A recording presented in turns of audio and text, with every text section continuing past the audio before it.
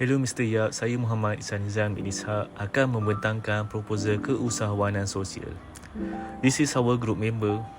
Justru proposal ini berkaitan dengan pembangunan sebuah aplikasi yang membolehkan pekerja warga negara asing dapat menggunakannya. Rancangan ini bertujuan bagi membantu warga asing dalam menegakkan hak dan mengelakkan penindasan daripada majikan. Warga asing telah menghadapi pelbagai cabaran bagi meneruskan kehidupan di Malaysia, terutama dari segi kebajikan. Antara cabaran dan isu yang dihadapi oleh pekerja asing di Malaysia ialah isu rasuah, membayar yuran yang mahal, amalan kerja berisiko. Sebuah perkhidmatan keusahawanan sosial telah dicadangkan, iaitu membina semua aplikasi Foreign Advocacy Group yang dapat menyimpan segala maklumat berkaitan dengan individu warga asing. FAG akan dapat membantu pengaksesan maklumat mengenai individual dapat dilakukan serta tanpa perlu melalui proses dan perjalanan yang rumit. FAG juga membantu warga asing untuk mengelakkan berlakunya penindasan oleh kerana pekerja berupaya untuk membuat laporan dalam aplikasi tersebut. Dana permulaan adalah sebanyak RM150,000 serta penglibatan daripada ahli-ahli yang mampu untuk bekerjasama dan bertanggungjawab. Kementerian Sumber Manusia atau KSM telah melaksanakan pelan kelonggaran pengajian pekerja asing bagi memudahkan kemasukan pekerja asing ke Malaysia.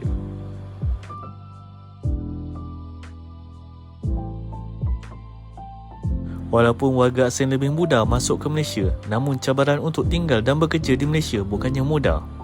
Antara cabaran utama adalah rasuah. Cabaran yang kedua, membayar yuran yang mahal. Dan cabaran ketiga, amalan kerja berisiko. Pekerja asing di Malaysia hanya dibenarkan untuk memasuki 6 sektor ekonomi, iaitu perkilangan, pembuatan, pertanian, perladangan, perlombongan dan perkhidmatan. Saya menyebut Syah Amirul untuk penjelasan seterusnya. Salam sejahtera. Terima kasih Ihsan Nizam. Seterusnya, saya Muhammad Syah Amirul bin Aziman akan menerangkan berkenaan cabaran pekerja asing dalam perkhidmatan sedia ada. Cabaran pekerja asing dalam perkhidmatan sedia ada terbahagi kepada 4. 1. Bantuan khas kepada pekerja asing terpinggir tahun 2020. Program Rekalibrasi Tenaga Kerja 2.0 RTK 2023. Ketiga, majikan harus mendaftar pekerja asing yang diambil bekerja untuk perlindungan skim bencana kerja Perkeso di bawah Akta Keselamatan Sosial Pekerja 1969 Akta 4. Dan yang terakhir, National Action Plan for Forced Labour 2021 hingga 2025. Seterusnya, cabaran pekerja asing. Terdapat 5 perkhidmatan yang belum wujud. Pertama, Pusat Maklumat dan Bantuan Warga Asing. Menyediakan maklumat berguna untuk warga asing termasuk maklumat mengenai dokumen immigration dan cara mengakses perkhidmatan kesihatan, pendidikan dan pekerjaan. Kedua, perkhidmatan kesihatan. Penterjemah atau pegawai sokongan budaya yang akan membantu warga asing mengakses penjagaan kesihatan yang diperlukan. Ketiga, program pendidikan khas dan latihan pekerjaan. Membantu warga asing memperoleh kemahiran dan latihan yang diperlukan untuk mencari pekerjaan yang layak dan mengatasi masalah kewangan. Keempat, pusat kaunseling warga asing. Dikendalikan oleh individu yang memahami latar belakang budaya warga asing agar dapat menangani masalah psikologi seperti kebimbangan atau kemurungan yang timbul akibat sukar menyesuaikan diri dan perasaan terasing. Yang kelima, program integrasi sosial dan budaya. Membantu warga asing berintegrasi dengan lebih baik ke dalam masyarakat tempatan. Perkhidmatan baharu ini dikenali sebagai Foreign Advocacy Group yang sebagaimana mampu untuk menganalisis data mengenai corak pekerjaan dan keadaan kerja atau sekeliling pekerja asing selain dapat membantu mengenal pasti kawasan yang memerlukan tindakan untuk melindungi hak dan memperbaiki keadaan kerja-pekerja asing melalui satu aplikasi. Di dalam aplikasi tersebut terdapat beberapa maklumat yang perlu diisi seperti maklumat demografik pekerja asing, tempoh masa menetap di Malaysia, tempoh kontrak, tarikh kemasukan ke Malaysia, jenis perkhidmatan, syarikat yang bekerja, menyimpan maklumat kesihatan seperti jenis kumpulan darah, penyakit yang dihadapi, tahap kesihatan, mental dan fizikal, ahli bilangan keluarga mengenai ahli keluarga yang boleh dihubungi, laporan individu terhadap majikan, perkhidmatan, tempat kerja dan tempat bekerja. Perkhidmatan ini adalah khas untuk warga asing yang bekerja di Malaysia bagi meningkatkan mutu pekerjaan dan mengurangkan penindasan terhadap warga asing. Seterusnya, saya akan menyerahkan penerangan ini kepada Melinda binti Jaikid. Terima kasih Syah Amirul. Salam sejahtera. Saya Melinda Jaikid akan menerangkan konsep seterusnya.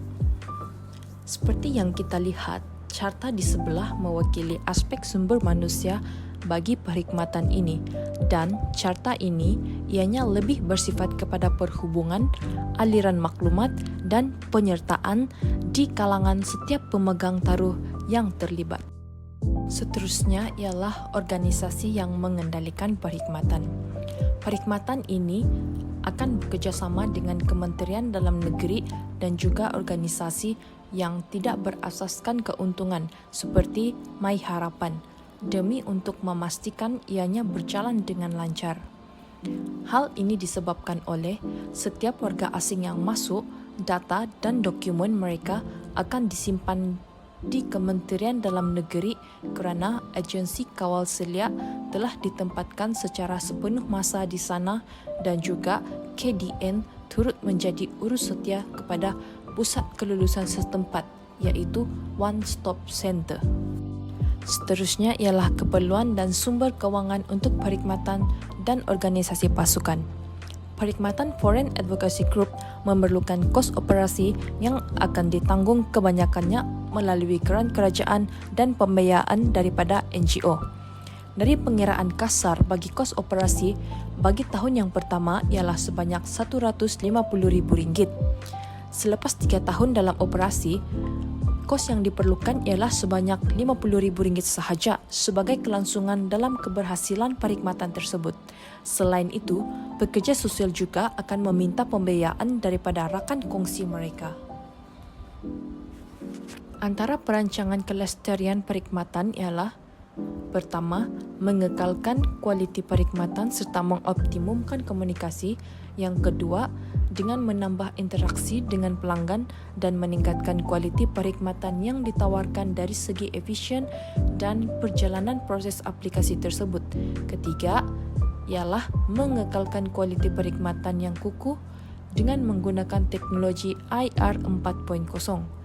Keempat, dengan mengekalkan keseimbangan antara kualiti dan kuantiti perkhidmatan dengan memastikan perkhidmatan yang ditawarkan mematuhi piawaian kualiti yang dikehendaki. Akhir sekali ialah memperkenalkan amalan yang mantap dan saksama di dalam organisasi. Sekian, itu sahaja daripada saya. Terima kasih. Sebagai kesimpulan adalah amat penting dalam menjayakan misi pembangunan aplikasi kepada warga asing. Tidak kira warga negara mana sekalipun, mereka juga adalah tanggungjawab kita bersama. Dan sebagai majikan, perlu memainkan peranan yang penting dalam memastikan pekerja ini dapat kebajikan yang sewajarnya, tanpa mengira warna kulit, bangsa dan juga agama.